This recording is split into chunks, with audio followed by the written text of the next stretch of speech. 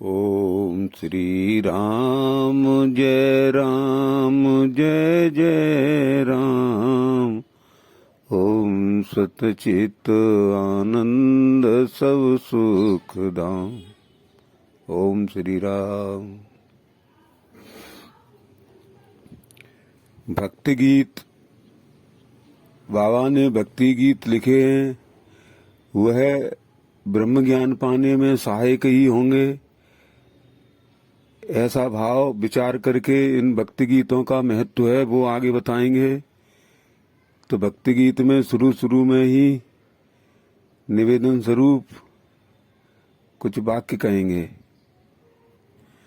श्री राम का है प्रसाद यह, श्री राम कहवे कौन। और श्री राम मिट मिले ताई में, श्री राम कहवे को।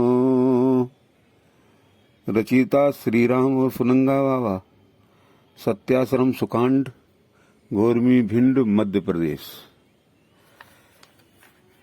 ओम श्री राम। भक्ति दौर अपनैते आए, सदा गाओ ये गीत। मोह मिटे अभिमान न सैगो, फूटे भय की भीत। संशय भ्रम अज्ञान जाए, सब नेठम नेठम नेठम। और सब में एक ही एक दिखेगा, रहे न सिग जग तुम हम। ओम श्री राम। नम्र निवेदन। भक्तों की निधि भक्तों हित ही करत, समर्पित हैं श्री राम। और श्री राम में श्री राम मिल, नेठम हो गए पूर्ण काम। ओम श्री राम। पिंगल और व्याकरण का पूरा ज्ञान न हो तो गीतों की रचना नहीं करना चाहिए। इसे जानते हुए भी हमसे भक्ति गीतों की रचना विपुल मात्रा में हुई। उनमें से कुछ गीत इस ग्रंथ में है।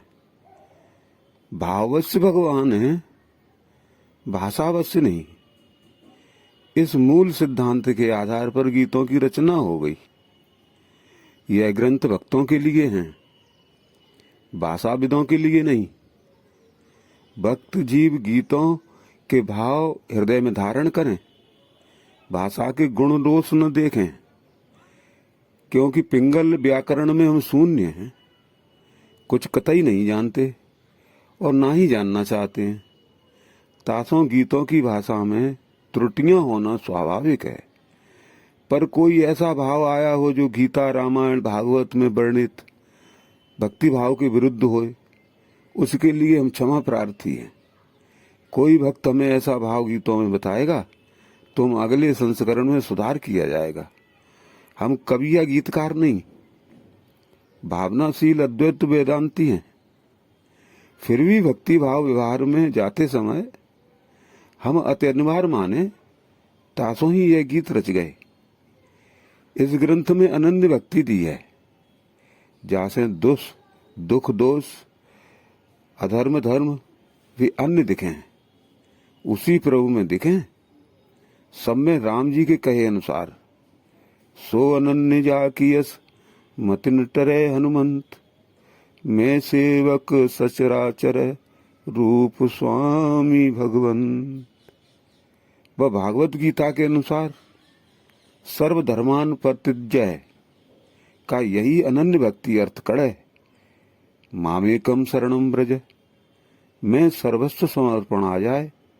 जैसे अहम भाव सहित शुभाशुभ विचार भी आई जावे, और विचारों से ही शुभाशुभ कार्य हो।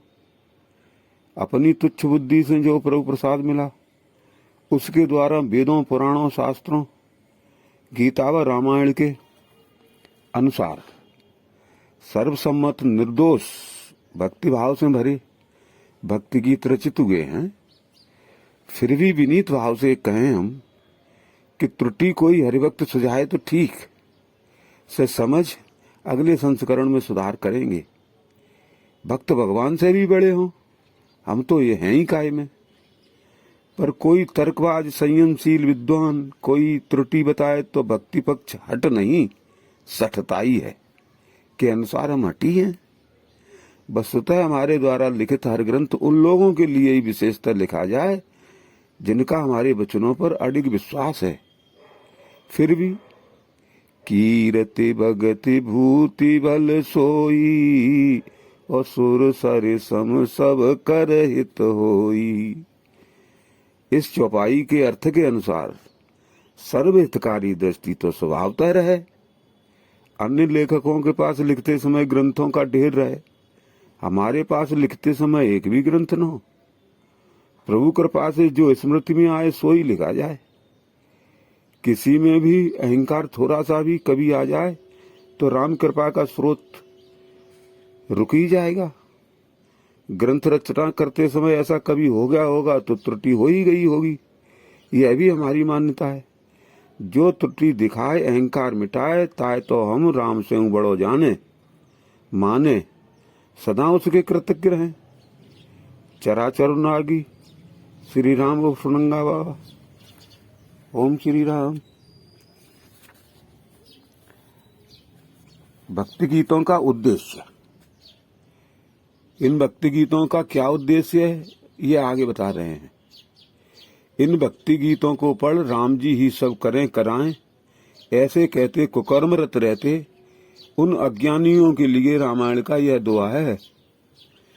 जो न तरहि भव सागर नर समाज यस पाय काल ही कर्म ही सुरही मिथ्या दोष लगाए। जो सर्वधर्मान प्रतिज्ञ मामेकम शरणम व्रज के अनुसार सर्वस्व प्रभु को समर्पण करने की भावना रखते हैं पर पूर्व संस्कारों से न कर पाते हों, बार बार घबराते पछताते हों, प्रभु से विनय करते हों, भक्ति पथ पर जाने की उनके लिए ही यह भक्ति गीत लिखे गए हैं। इन सब गीतों में मेरा कतई कुछ नहीं, प्रभु का प्रसाद है। इनमें से कुछ या सब गीत पुनर्मुद्रित कराए बेचने बांटने का अधिकार प्रत्येक हरिभक्त को है, पूर्णाधिकार किसी का नहीं।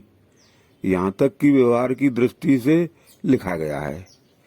परमार्थ की दृष्टि से जाए जासु सत्यता से जड़ माया और भास सत्य सहित सहाया। असत्य माया है, असत्य ही माया रचित हम तुम सभी संसार है।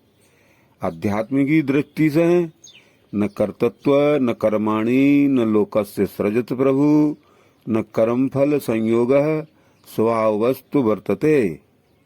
स्वभाव का अर्थ है प्रारब्ध।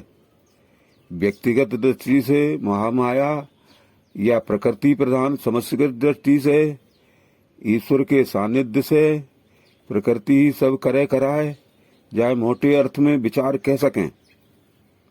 इस संबंध में हर दृष्टि से को समझे चाहें तो विस्तार से समझाएं। अभी तो यही समझें। इन भक्ति गीतों का उद्देश्य है ईश्वर को पूरी तरह सर्वस्व समर्पण कराना।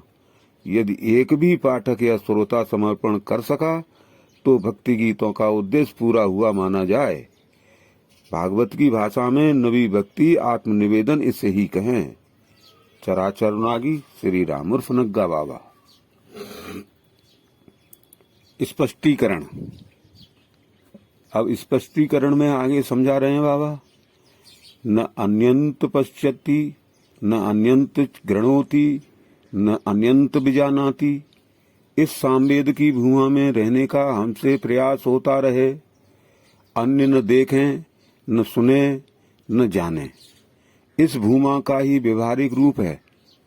अनन्य भक्ति आत्मनिवेदन भक्ति भी सो ही इन गीतों में प्रारंभिक साधकार्थ सगुण साकार और सगुण निराकार की यह अनन्य भक्ति अनिवार्य है ही। पर हमें भी कभी कभी इसी भक्ति का सहारा लेना पड़े।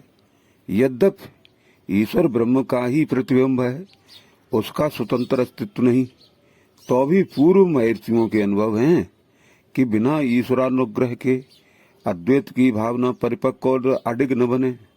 तासों ये ही भक्ति गीत रचित हो गए। अद्वैत की भावना में ये गीत वादक नहीं सहायक ही बनेंगे, ऐसी हमारी मान्यता है। तो जो शुद्ध अद्वैत भावना में ही लीन रहना चाहें वे हमारे ग्रंथ भावधार को पढ़ें, इसे न पढ़ें। दृष्टि से सृष्टि है, जो आंखों से खून दिखेगा वही माइक्रोस्कोप सूक्ष्मदर्शी यंत्र लगाने से एक कोसी अनगिनत जीवों के रूप में दिखने लगेगा। ऐसे ही सत्य को देखने परखने की आंतरिक दृष्टि विचारों, विश्वास और भाव के अनुसार अलग अलग प्रकृति प्रेरित प्रारब्धानुसार समय समय पर हो, पर सर्वहितकारी संत सबको ही अपनी अपनी जगह से सत्य की ओर गति देना चाहें। हमारी भी यही स्थिति है। जो पुरुषार्थ करने की भावना रखते हैं उनके लिए बिंदु में सिंधु पुस्तक, विश्व